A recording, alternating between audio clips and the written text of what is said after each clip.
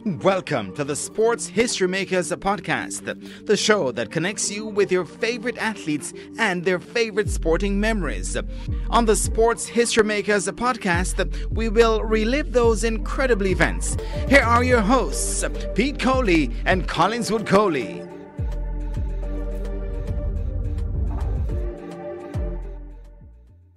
Your longevity stood out for Jamaica's track and field. You've been competing on the senior team since 1999, and up to 2013, you were still competing for the senior team. When you look back on your career, how did you manage to maintain that level, that consistent level of performance?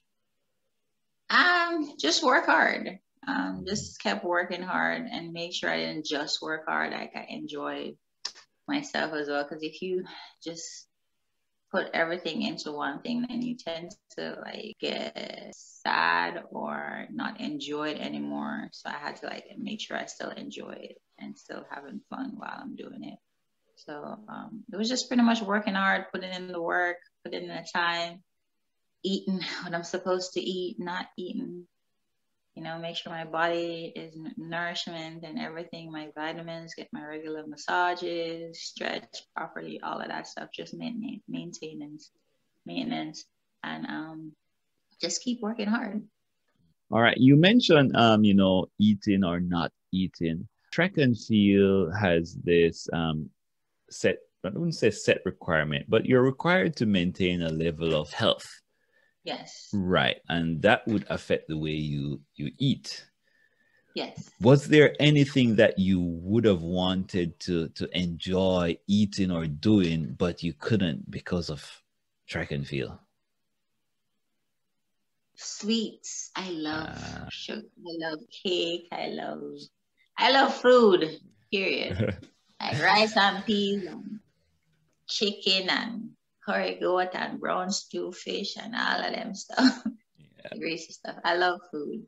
And I love a lot of food. But I had to like taper. I can enjoy stuff, but I had to do it in small portions.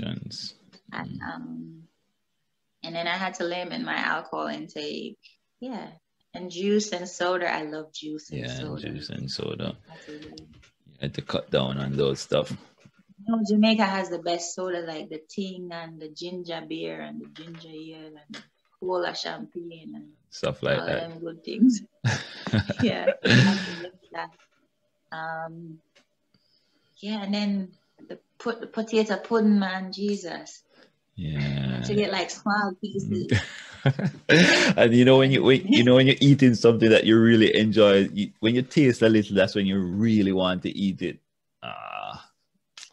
Yeah. The manager's wife, she cooks so good and she bakes and she has a killer chocolate cake. But I had to get small pieces. Everybody else getting their big slice and I had to get small pieces. But now I can enjoy it. Now you can enjoy a big slice now. Stuff like that. Okay, that's good. All that sacrifice paid off. We spoke about the highlights of your career in a nutshell. But track and field come with ups and downs. It's never smooth sailing. And when we see you on the TV, when we see you competing, we're only seeing the best moments. Yeah. When you look back at your career, what were some of the challenges, like the moments that you thought track and field wasn't really going to work out for you? Did you have some of those moments? I have, because I've gotten injuries.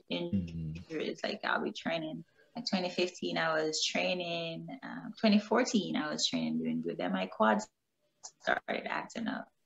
2015, everything was going great. And then my calf started acting up. And then when my calf got fixed, I was like in an accident. I totaled my car.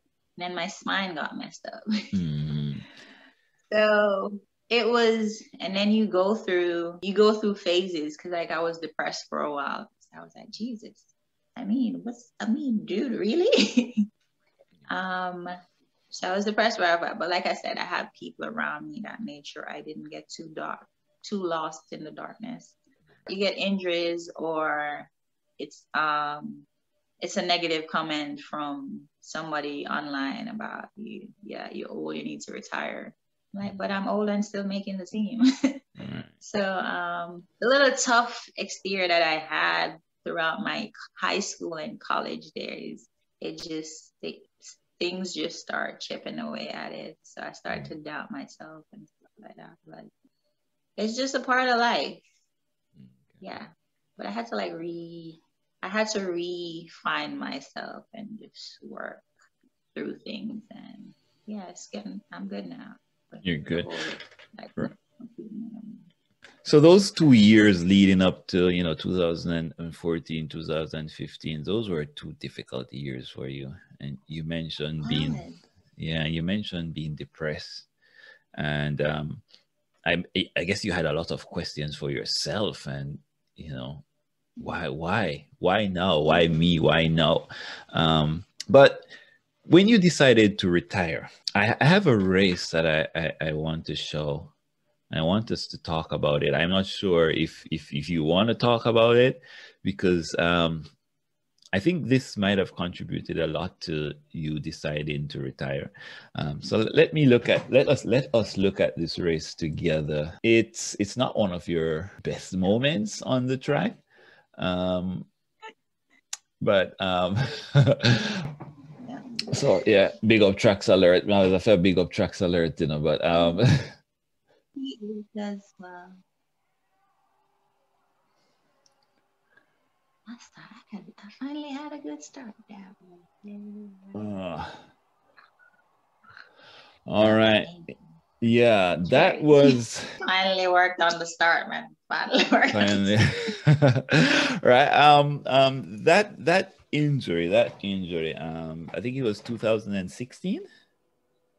Yes, it was my first race. Your first race in 2016. So you recovered. You recovered from those 2 difficult years. Yeah. And you were back on the track in 2016, and Aleen is running out of lane 1. Aleen is running out of lane 1, and as she said, she was back in training, working on her starts, and then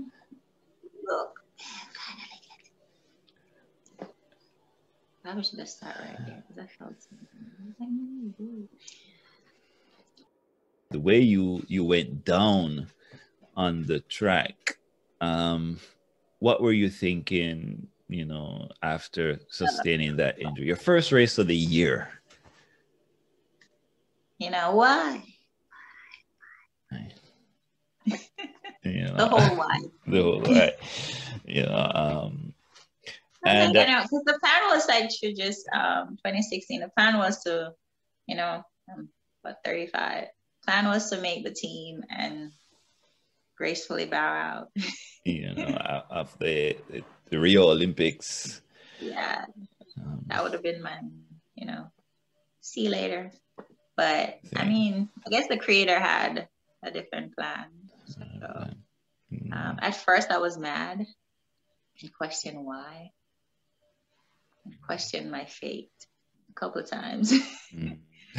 It's hard not to, especially when you worked hard. It happened. And I was down for a good minute, super sad for a good minute, because track is all I know, and track was something for me to forget about stuff. It was my safe place. Your little getaway. When people meditate, people do meditate for certain things, or go to talk to a therapist. My therapist was track. My therapy was track. So when it was taken away from me without my consent, because I wanted to go out. So it was like a sad period of time. But like I said, I have people around me that didn't allow me to get lost in the darkness. I spent a year with Elva and the kids because her and Sonia felt I needed some tiny humans around. Tiny humans always make me happy.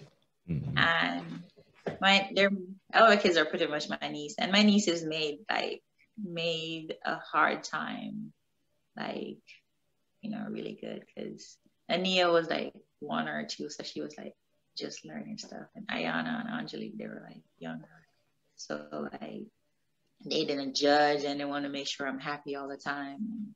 They would play, make sure I'm laughing all the time, or there was like a fight between who gets to sleep with me, which night I had schedules. Oh, okay. But it kept me distracted. And then we would go on walks and runs, and they would go on runs with me and stuff like that. So that helped me to like get through that dark little period that I was going through. So like I said, it's the people that, you have to have like people around you that won't allow you to lose yourself or get lost in a situation, and make sure you remember who you are. Yeah, because Sonia Sonia was like, you're Aleen Bailey, right? So I don't know why you acting like this. Yeah. She's sweet but stern. She's super sweet, but she gets gangster. She's like, yeah, you're Aleen Bailey. Like, I don't know why you're acting like it. Like, yeah, you're Aleen Bailey, right? And I was like, but I've never gotten an individual Olympic medal. Yeah, but you did a lot of stuff. And I didn't want to quit. And I was like, I don't want to quit so early. My hands. And I was like, but she was like, and then she's like, well, dude, like, you've accomplished so much. Quit like downplaying your accomplishments. Like, you've accomplished so much. You don't need to be sad because you don't have this, and you wanted to get this, and you wanted to do this. Like, everything happens for a reason, and it was just your time. And she was like, it's now your time to feed into somebody else and encourage and motivate somebody else. So I worked with her and her track kids, or like her volunteer assistant, because she made sure I was around track at all times, so I don't get all that and stuff. So. All right. And then, so when you decided to retire, right? Looking back at your career, would you have done anything differently? Would you have changed anything? In high school, our summer track coach was Stephen Francis. And my thing was like, whenever I get big, I want to train with him. So that was one thing I wish I had done. I wish that was one thing. I wish I'd just followed my original, because he was like summer track, because he was our character coach, and our summer he was our coach, and he was really cool. He was stern but cool. And he got us to a level of confidence when we were on teams with him that was just, next level. So, and then so now, like, and he can get you to do things that you didn't think like you were capable of doing. So that's the one thing. So that's the one thing I wish I just like, because I was like at high school, after college, I was going to go back and train with him. But that's the one thing I wish I had done. Just the experience, just that person that I knew when I was in high school on a professional level. Okay, so you missed the opportunity to work out with Stephen Francis. But I still got him every summer when we're in Europe. Right. Around as usual. Okay. Why you not in better shape? Okay, cool. Yeah. All right. Okay. Go ahead. No, I got to experience a bit. Like, people see this coach and this stern person, but I got to experience a different version of him, like growing up in high school. So it's cool. Okay. All right. All right. If you could pass on something to up and coming athletes, what would you say to them? I would say, first and foremost, get you a crew of people that will be open and honest with you and tell you the truth about yourself, keep you humble, inspire and motivate you. Get a mentor, get a therapist. They're cool people. They help you work through things. We're not talking about physiotherapists now, are we? Okay. To help you with your mind. Because the mind is like, somebody that can help you with your mind.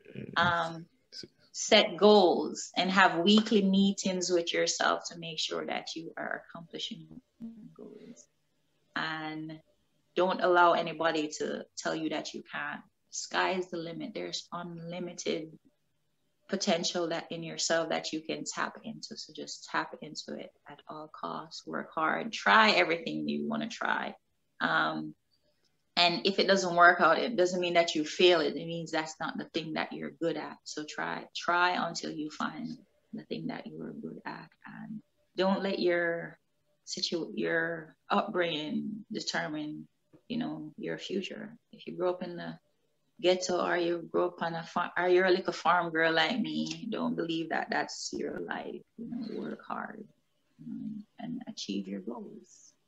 All right. And remember the creator. Yeah, keep the creator. Remember the creator at all times, and have faith in yourself. Okay. All right, Aleen. And before we go, we have this segment where we ask to tell the listeners something about yourself, not limited to track and field, that they might not have known. So we know that, you love track and field. We know that you're the sister of Capleton. Tell us something that we might not have known, Gee, I might not have known. Yeah. I wanted to be a vet. That we didn't know. Yes, I wanted to be a vet growing up because I love animals. And I also wanted to be a netball player. But you couldn't cross train in Jamaica. Right. No, my track coach felt that I would have fell and scraped my knee, or somebody would hit me netball and do something. So I wanted to play netball. So you didn't get the opportunity to explore your netball potentials. I made it like PE. PE. Okay. I definitely wanted to be a vet. I went to school, I started the whole thing. But then track happened. Okay. So. All right. But it's not too late. It's not too late. You're still young. Yes, you're still young. You still have age. You say you'd like to be a vet. Do you have any animals now? Any pets? I don't have any currently. I live in a small condo in the US and I work too much. Okay. Like I bought a condo, so it's tiny, and I don't think a pet. And the type of dog that I love, the size in here is not big okay. enough. Okay. I don't want no little. Yeah. Yeah, one of those big dogs. Shake. All right. But I think I eventually am good. When I get a bigger place, I think I'm eventually going to get one. And I signed up to volunteer at one of those pet shelters. But due to COVID, there's restriction and going to hang out with the dogs. So once this is done, I can go hang out with dogs all day. Yeah, all day. Having to take them home. It's kind of like when you borrow your friend kids and you can return them. Return them, right? The good. Just have the fun, right? Yeah, just hang out with them, get the experience, and then put them back. Right. All right, Aleen. It was a pleasure talking to you, Aleen. It's your Saturday morning. Thank you very much for spending the time with us on the Sports History Makers podcast. All the best in your budding coaching career. I read earlier that you never dreamt of being a coach, but here you are. I know, I ain't got no patience, man. All right, but here you are. And we're looking forward to seeing what you can do there in America with your young team. Okay, and keep enjoying those books in the library. And we'll talk about the Marcus Garvey book in the future, because Marcus Garvey he's still my favorite historian. Yeah, so all right, Aleen, thank you again. It was a pleasure.